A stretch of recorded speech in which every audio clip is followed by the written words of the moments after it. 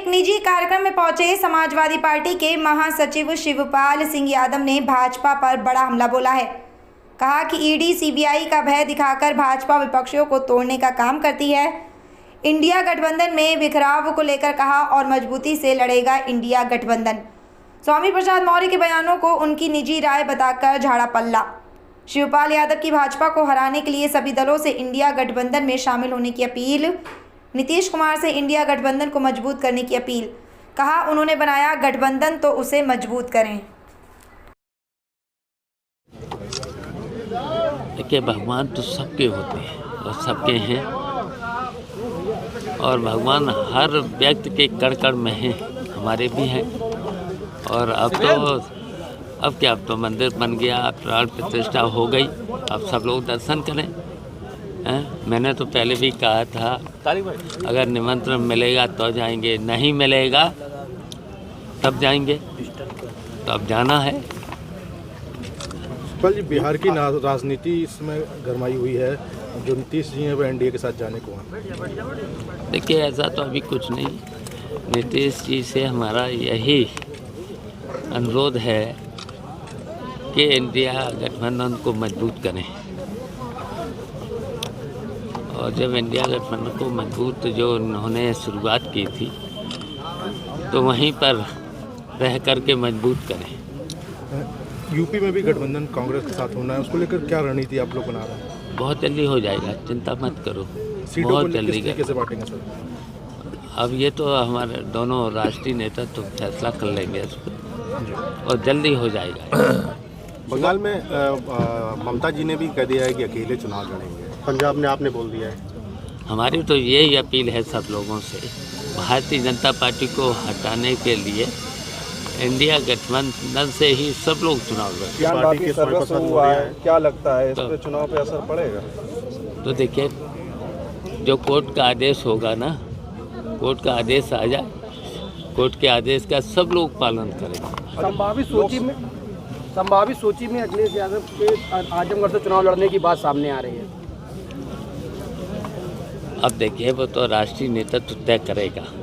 वैसे तो वो घोषणा तो यहीं से कर चुके हैं, कन्नौज से लड़ने की घोषणा कर चुके हैं, तो उस पर क्या सवाल है? लोकसभा चुनाव में भाजपा को रोकने के लिए क्या रणनीति होगी? देखिए, भारतीय जनता पार्टी हर स्तर से बेईमानी करना चाहती है, और करी है चुनावों में, सब में बेईमानी, और जहाँ जहाँ बेईमानी हुई नहीं हुई है वहाँ जीती। अभी मैनपुरी का चुनाव हुआ था, नहीं बेईमानी कर पाई।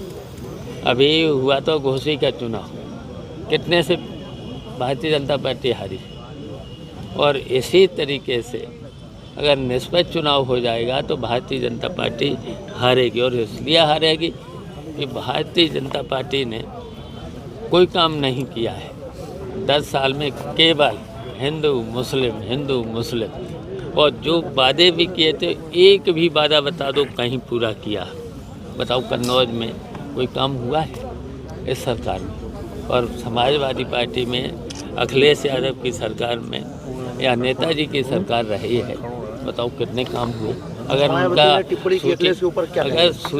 सूची गिनाना शुरू करें तो 2-3 घंटे लग जाएंगे काम का। और भारतीय जनता पार्टी का एक काम बता दो, यहाँ पूरे एरिया में बता दो। सर, वोटर लिस्ट में गड़बड़ी की बात देखिए, ये वोटर लिस्ट में ये एसडीएम को दिए गए थे, और इसमें से कोई आदमी रहता नहीं है, सब हैं बाहर के वोट, मृतक भी हैं, बाहर के लोग भी हैं, तो नहीं कटे हैं 250 वोट। ये वो लोग हैं जो बाहर रहते हैं, वो कटे नहीं हैं। हाँ, बाहर यहाँ कहीं है ही नहीं, उनके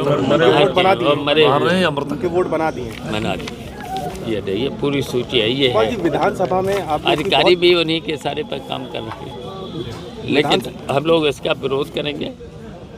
पहले तो यहाँ जो भी सक्षम अधिकारी है, सक्षम अधिकारी तो चुनाव का काम एडीएम देखता, डीएम देखता है, इनसे करेंगे, नहीं तो हम लोग आयोग में जाएंगे। विधानसभा चुनाव में आप लोग को बहुत अच्छी जीत मिली थी, बहुत अच्छा रिजल्ट भी रहा था, तो ऐसे में अकेले चुनाव लड़ना, अगर लोकसभा चुनाव भी अकेले लड़ सकते थे, गठबंधन जरूरी है क्या? नहीं, जरूरी है। भारतीय जनता पार्टी को इसमें जरूरी है भारतीय जनता पार्टी को हराने के लिए एक होकर के भारतीय जनता पार्टी को हराना जरूरी हो गया है। मायावती जी देखिए, ये संविधान को मानते नहीं, कानून को मानते नहीं, अदालत को मानते नहीं। अब तो सब पे कब्जा, ईडी और सीबीआई का प्रयोग करते हैं, हर चीज़ में सबको धमकाने का काम करते हैं। दिल्ली के मुख्यमंत्री केजरीवाल ने एक ट्वीट किया है, कहा कि दिल्ली की सरकार को बीजेपी गिराने की कोशिश कर रही है, जो उनके विधायक है उनको धमकाया जा रहा है। नहीं, वो तो हर जगह भारतीय जनता पार्टी ने ईडी सीबीआई और हर तरीके से विपक्ष के लोगों को तोड़ने का काम भारतीय जनता पार्टी करती है। शिवपाल जी, कहीं ना कहीं इंडिया गठबंधन जो जिस तरह से एक रफ्तार से शुरू में खड़ा हुआ था, उसी रफ्तार से अब धीरे धीरे दरक रहा है। तो ऐसे में लगता नहीं कि जो पुराने लोग हैं उनकी उपेक्षा की जा रही है? नहीं, ऐसा कहीं नहीं, ऐसा कहीं नहीं। और इंडिया गठबंधन ही मिलकर के चुनाव ये 2024 का लड़ेगा, मजबूती के साथ लड़ेगा और भारतीय जनता पार्टी को हराएगा। अरे यार, उनकी बात छोड़ो, उनकी बात छोड़िए। गिरगिट है तो अब कह दो तो ठीक नहीं उनको, कुछ कह दो तो ठीक नहीं। अब हम कहना नहीं चाहते उनके बारे में कुछ, उनके बारे में पूरा प्रदेश जानता है, अब हम कुछ नहीं कहना चाहते। शिवपाल जी, आप ही की पार्टी के एक नेता हैं स्वामी प्रसाद मौर्य, वो लगातार अभी उन्होंने एक भाषण दिया था, उसको लेकर भी अच्छा, उनका देखिए व्यक्तिगत, लेकिन आप ही के पार्टी के एक बड़े नेता ने भी वो कहा है कि वो कहीं ना कहीं बीजेपी के एजेंट के रूप में काम कर रहे हैं। देखो, उनका व्यक्तिगत है, जो भी बोलते हैं व्यक्तिगत बोलते हैं। नुकसान तो हम लोगों ने तो कई बार बोल चुके हैं। सर, ऐसा नहीं लगता कि इन सब बयानबाजी से नुकसान समाजवादी पार्टी का हो रहा है? देखिए, उस नुकसान को हम लोग पूरा करेंगे, नुकसान नहीं होने देंगे। और जनता भी समझती है ना, हैं? पहले तो वो बीजेपी में ही थे, बीजेपी से ही तो आए हैं समाजवादी पार्टी में, तो कुछ उनको वही है बीजेपी वालों जैसी। कयास ये भी लगाया जा रहा है कि जैसे ओम प्रकाश राजभर चले गए, दारा सिंह चले गए, ऐसे स्वामी प्रसाद मौर्य अभी वापस बीजेपी में रिटर्न हो जाएंगे नुकसान पहुंचाने के लिए। ये उन्हीं से पूछना, वही बता पाएंगे, उनके बारे में हमारी तो बात अभी हुई नहीं उनसे।